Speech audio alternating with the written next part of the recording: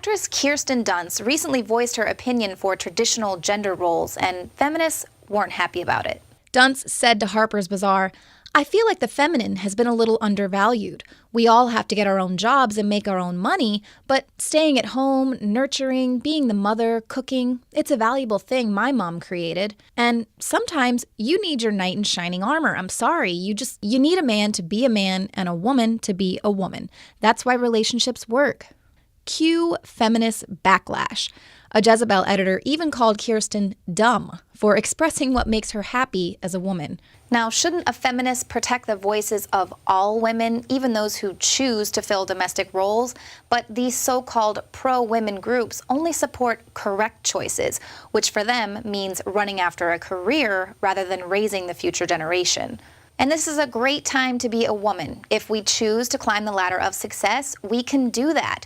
But it's very anti-woman to suggest that if a female chooses a traditional gender role, that she's somehow mentally inferior or that she deserves to be socially stigmatized. Isn't there enough pressure? If your argument is that it's unreasonable for a woman to want to be a stay-at-home mom since 2 incomes are needed to survive in this country, well, that's exactly the conundrum of women in the workforce. Even with 2 workers in the household, people can't make ends meet nowadays. The movement to get women in the workforce wasn't about empowerment. As the late Aaron Russo revealed, the women's liberation movement was hijacked by the elite as a way to break up the family and as a method of revenue generation. Aaron, what do you think women's liberation was about?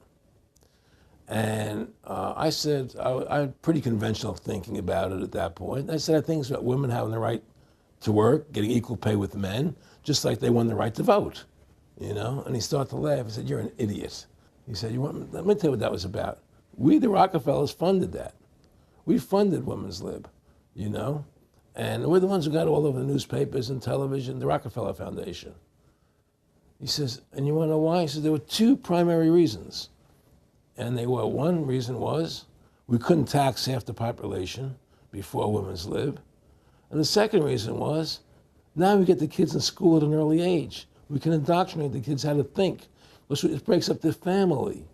The kids start looking at the state as the family, as the school, as the officials, as their family, not as the parents teaching them. Anyone can look at the cost of living increase, the rate of divorce, and over-medicated children being raised by the state to see that this plan has largely succeeded at the expense of the family. By hijacking feminism and making it about defeating men, the establishment has succeeded to a great extent in marrying women to the state. Feminism is a top-down social movement controlled by the political class. It's routinely used to exploit the female voter base, all while completely ignoring genuine women's rights issues. The Obama administration, like so many administrations before, can say they're for equal pay, but this is all just smoke and mirrors. Female staffers at the White House are paid just 88 cents for every $1 male employees earn. I still don't understand why you're saying that's evidence of discrimination outside the White House, but the same metric is not evidence of discrimination inside the White House. I mean, it's the same metric. Well, first of all, again, if you want to compare metrics, we're doing better than the public at large. Is that the goal? You're doing a little better than the outside? And top Democrats also pay female employees less than men. According to an analysis of salary figures collected from the Secretary of the Senate, female staffers in Democratic Senate offices were paid just 91 cents for each $1 paid to male staffers. Men received higher average salaries in more than 2/3 of the 43 Senate offices analyzed. Many of the senators with the largest pay disparity between men and women are facing re-election battles in 2014. Considering how important the female vote is to Democrats, it's not a wonder there's this huge equal pay day push. Senator Dick Durbin, who is leading the push by Senate Democrats to pass the Paycheck Fairness Act, pays women on his staff far less than he pays men. Female staffers in Senator Mark Warner's office are paid 72 cents on the dollar compared to male staffers, and it's just 71 cents to the dollar for female employees of Senator Mark Begich. It's not just about women and their families. It's about building a stronger, more resilient middle class in America that has been under stress and threat now for decades. Well, she's very passionate for a senator who pays her female employees just 82 cents for every dollar her male staffers earn. And there are numerous other senators up for re-election with a large gender wage gap. The Democratic Party, the White House, they don't actually care about equal pay for women. It's already illegal to discriminate based on gender under the Equal Pay Act of 1963.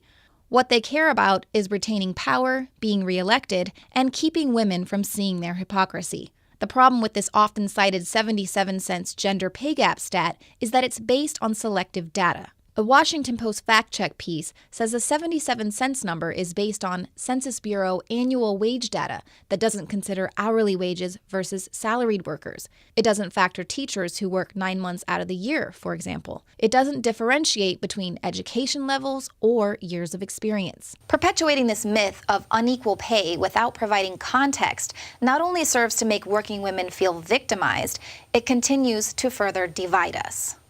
Could this newly fueled push for the feminist movement really be about Hillary Clinton 2016? When there's no race card to pull and the country can no longer be easily divided along racial lines, will sexism be the new racism? Now, if you're against Obama's policies, you are racist.